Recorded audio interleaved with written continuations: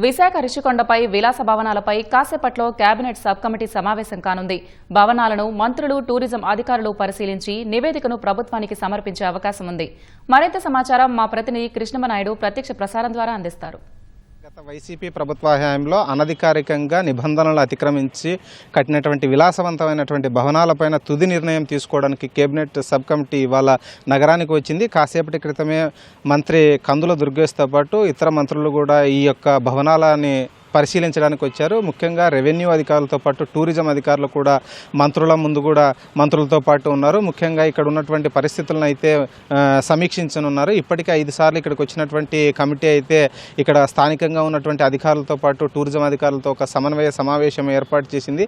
ఈ భవనాలను ఏ విధంగా ఉపయోగిస్తే ప్రజాదరణలోకి వస్తాయన్న విషయాలపైన కూడా కూలంకషంగా చర్చించింది. అటు ప్రైవేటు హోటల్స్ కూడా వీటిని అప్పగిస్తే ఏ విధంగా ఉంటుందన్న దానిపైన కూడా చర్చించారు. ప్రైవేట్ హోటల్స్తో కూడా అంతర్జాతీయ హోటల్స్తో కూడా మాట్లాడి వారికి ఏ విధంగా ఈ భవనాల యొక్క రూపు మార్చాలన్న దానిపైన కూడా వారి దగ్గర ఉన్నటువంటి ఆసక్తి పైన కూడా వారి నుంచి వివరాలు అయితే సేకరించారు. ప్రధానంగా చూసుకుంటే గత వైసీపీ ప్రభుత్వ హయాంలో ఇక్కడ పర్యావరణ నిబంధనలను అతిక్రమించి పూర్తిగా నిబంధనలకు విరుద్ధంగా అత్యధికంగా ప్రజాధనంతో 452 కోట్ల రూపాయలతో ఈ భవనాలను అయితే నిర్మించారు. ఇవి రాజభవనాలని తలపించే విధంగా వీటి యొక్క నిర్మాణం అయితే ఉంది. లోపల కూడా విశాలమైనటువంటి గదులని నిర్మించుకున్నారు. ఈ గదులు కూడా ఎక్కువగా సమావేశాలు నిర్వహించుకోవడంతో పాటు కేవలం ఉండడానికి నివాసయోగ్యంగా ఉండడానికి మాత్రమే వీటి యొక్క నిర్మాణం అయితే లోపల ఉందని కూడా ఇప్పటికే వీటిని పరిశీలించినటువంటి కేబినెట్ సబ్ కమిటీ మంత్రులు కూడా చూశారు. అయితే ఈ భవనాలని హోటల్కి నిర్వహణకు ఉపయోగించుకోవడానికి ఏమాత్రం అనుగుణంగా లేవనైతే హోటల్ యజమానులు అయితే చెప్పినటువంటి పరిస్థితి. అందుకు అనుగుణంగానే ఈ భవనాలు ఒకవేళ బిడ్ ద్వారా ఏదైనా హోటల్ దక్కించుకుంటే ఈ భవనాల నిర్మాణం మార్చాల్సినటువంటి అవసరం కూడా ఉంది. ఆ విధంగా అనుమతులు ఇస్తేనే తాము తీసుకుంటామని కూడా ఇప్పటికే చెప్పినటువంటి పరిస్థితి ఉంది. అంతేకాకుండా ఈ భవనాలని మరో ఫ్లోర్ వేసుకోవడానికి కూడా తమకు అనుమతించాలని కూడా కోరినటువంటి పరిస్థితి అయితే కనిపిస్తూ ఉంది. మొత్తం ఈ యొక్క భవనాలని పర్యావరణ అనుమతులకి అతిక్రమించి కట్టడంతో దాదాపు ఎన్జీటీ కూడా తీవ్ర ఆగ్రహం గత ప్రభుత్వం పైన వ్యక్తం చేసినటువంటి పరిస్థితి ఉంది. దాదాపు 200 కోట్ల రూపాయలు కూడా జరిమానా విధించింది. మరోవైపు ఏపీ టూరిజానికి సంబంధించినటువంటి అధికారులు కూడా ఈ భవనాలను పూర్తిగా ప్రైవేటుగా అప్పగించుకోకుండా 1 లేదా 2 భవనాలను తమకు అప్పగిస్తే ఈ ప్రాంతంలో ఉన్నటువంటి ఈ ప్రాంతానికి సంబంధించినటువంటి కళాకృతులను అక్కడ మ్యూజియంగా పెట్టి ప్రజలకు అందుబాటులోకి నామినల్ ఫీజుతో ఎంట్రీ ఫీజుతో తీసుకురావాలని కూడా ఆలోచన చేస్తుంది. అందుకు మంత్రులు కూడా సూచనాప్రాయంగా అంగీకారం తెలిపినటువంటి పరిస్థితి అయితే మనకు కనిపిస్తూ ఉంది. ఇప్పటికే 5 సమావేశాల తర్వాత ఈ యొక్క భవనాలపై ఒక నిర్ణయానికి రావాలన్నటువంటి ఉద్దేశంతోనే ఇవాళ ఫైనల్ డెసిషన్ తీసుకోవడానికి విశాఖకి ఆర్థిక మంత్రి పయ్యావుల కేశవ్, టూరిజం మంత్రి దుర్గేష్తో పాటు స్థానికంగా ఇన్ఛార్జి మంత్రి డోలా బాల వీరాంజనేయ స్వామి కూడా వచ్చారు. కాసేపటి క్రితమే లోపలికి వెళ్ళారు.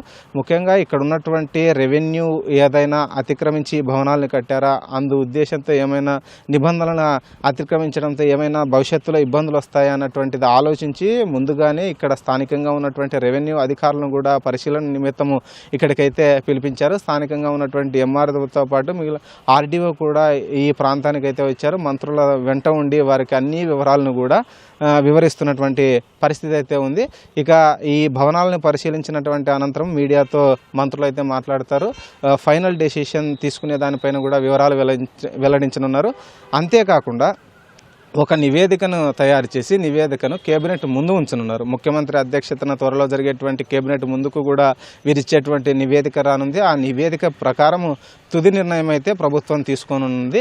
ఇప్పటికే 2 సంవత్సరాల కాలయాపన జరగడంతో ఈ భవనాల నిర్వహణ అన్నది భారంగా మారుతుంది. ప్రజాధనం ఎక్కువగా వృధా అవుతున్నటువంటి నేపథ్యంలో నెలకు దాదాపు 25 లక్షల రూపాయల మేర దీనికి విద్యుత్ బిల్లులతో పాటు నిర్వహణ ఖర్చు అయితే జరుగుతుంది. కాబట్టి ఇంకా ఆలస్యం చేస్తే మరింత ప్రజాధనం వృధా అయ్యేటువంటి అవకాశం ఉంది. కాబట్టి ఈ భవనాలను ఏదో విధంగా అందుబాటులోకి తేవాలి.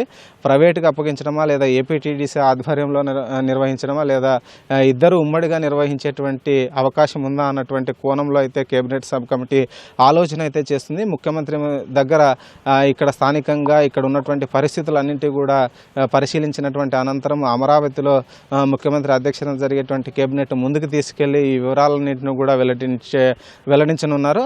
అంతేకాకుండా ఒక నిర్ణయం తీసుకోవాలని కూడా గట్టిగా ఈ యొక్క నివేదిక ద్వారా ముఖ్యమంత్రికి చెప్పేటువంటి పరిస్థితి ఉంది. ఓవరాల్గా చూసుకుంటే మరికొన్ని రోజుల్లోనే ఈ యొక్క భవనాలు అన్నది అందుబాటులోకి రానున్నట్లు అయితే తెలుస్తుంది. ప్రభుత్వం కూడా ఒక నిర్ణయం అయితే తీసుకుని ఉన్నది. ఇది ఇక్కడ ఉన్నటువంటి తాజా పరిస్థితి. Cameraman సురేష్తో Krishnam Naidu, ETV news, Visakhapatnam నుంచి.